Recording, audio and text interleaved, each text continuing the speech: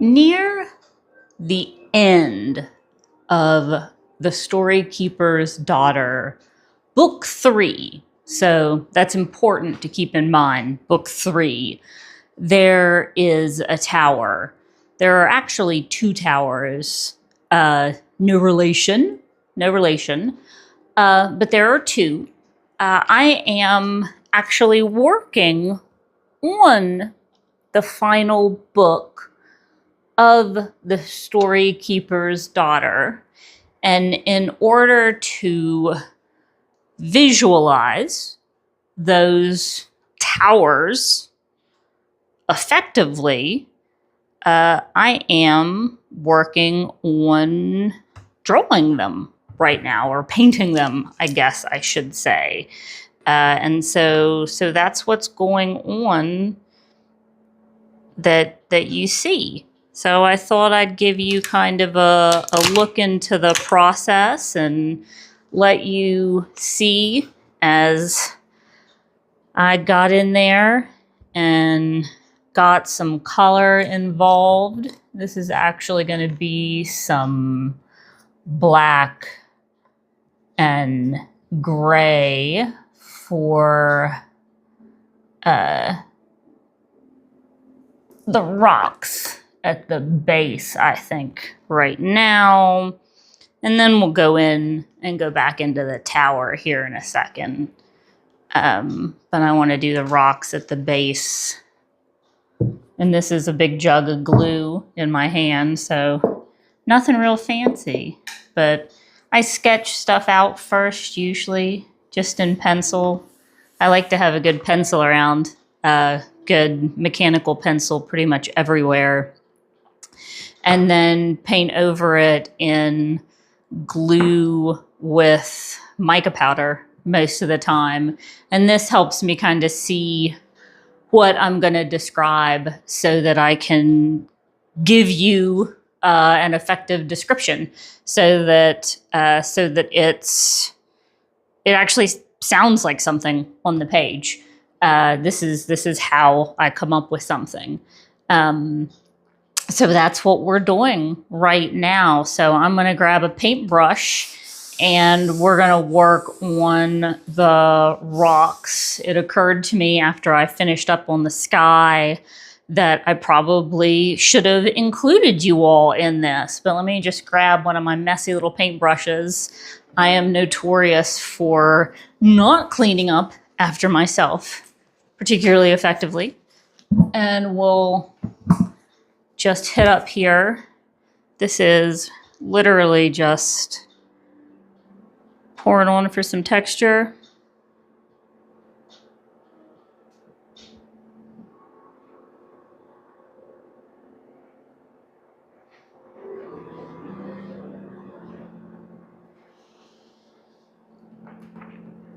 A lot of times whenever I'm doing this, it's really the painting and working through the lines and the texture and the color is what helps me not just figure out what things are going to look like. And like in one of these, I know I showed that I'd painted the map, like Mithrain, the actual location, and said that it helped me figure out where Kale and Omri were going at one point in book 1. And that's so true. That's really true. So it certainly helps with very tactical stuff like that, like very immediate things. But man, sometimes I'll just think through whole conversations. And that's not just even book-wise and writing-wise. I think that's true in my previous profession, where I wrote, RFPs, requests for proposals, or responses, and things like that. And all sorts of different things. When I used to write grants before that, in a previous life, I think it helped with that. it just really helps you take that break. I talk about sideways thinking in other places, and just kind of it's that creative thinking and the ability to let go. And I think that that's one of the things that this painting really helps me do is I'll just go into a different place and I'll work through, like I said, whole conversations. This is where I have done literal whole conversations for the book, or books, I guess I should say at this point, multiples. Before this, what's funny is where I did it was if I didn't have this in my life or didn't have the ability, it was at the gym, on the elliptical, or lifting weights or whatever. I had a trainer for a while, and my God, I loved him. He was the coolest. He was the coolest that looked cool. Man, I hope he's out there and listening to this. He was the best. He was getting married. That was, at this point, I guess, years ago. And I hope he's super happy. He was the best dude. But I remember almost, and I hated it, resenting the days I was seeing him. And not really, because he was the best dude, but it was because I didn't get to think through, like I did on the days whenever I was working out by myself and was just in my headset. I didn't get to think through my story points, because when I was just on my own and in my headset and in my standard playlist, what I was usually doing when I was at the gym or whatever was working through scenes. Like most of the scenes that you all are going to experience at some point have been played out on an elliptical at a gym in like Northern Virginia, or even back in West Virginia when I lived in West Virginia. So that's hilarious. I think they've all been played out at some point while I was working out at a gym on like an elliptical or a treadmill or something like that. Cause I didn't have any other time to do it, doing the 9 to 5 and whatnot. Now I have a little bit more of so lucky, more of a break and can do it while I'm doing this, which is phenomenal, and such a great way to think through what your characters are doing and what your world is doing, is to really create that world and look at it kind of unfold in front of you. It's just a really, really cool thing to do. And in a lot of ways, does go back, I think, to theater. That's what I just feel like what I described, watching the world unfold in front of you, was what folks in theater do. And so much of my early life career, I guess, was in theater. So maybe that's where some of it comes from.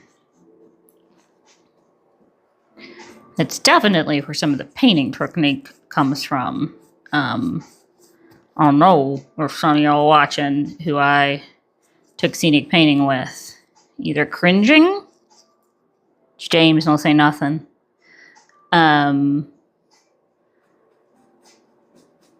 or you're just seeing, oh yeah.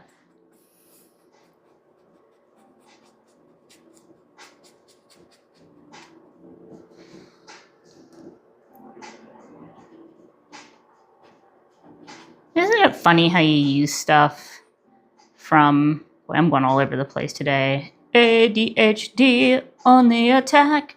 Isn't it funny how you use stuff from the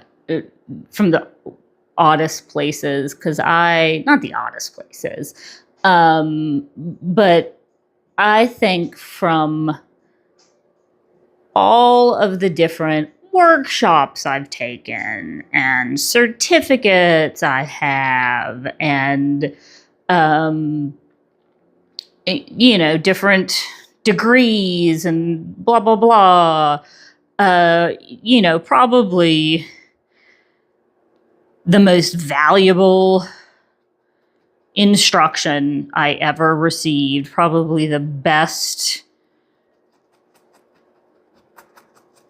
time, and not time I ever had as in like, woo, party, although maybe that too, to some degree, but best, like, most formative, learned the most, use it the most on probably a daily basis, may have even saved my life on a few occasions, kind of level of knowledge. Damn theater. Damn design and technical theater in college as an undergraduate. Who would have thought? I guess probably anybody who actually has that degree. It's like, well, yeah, freaking MacGyver. But you're freaking MacGyver is what you are. You know how to do everything and show up on time in order to do it. Yeah. Don't remember how I got there. All right. I think that's a good layer. That's just layer 1. There will be at least 2 more. Probably 3.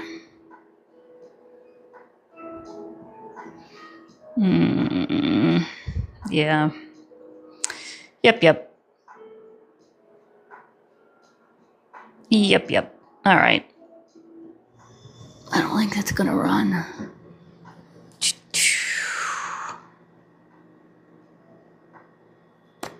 And now the hard part is we walk away. Now we just walk away for like 15 minutes. And we come back and we do some more.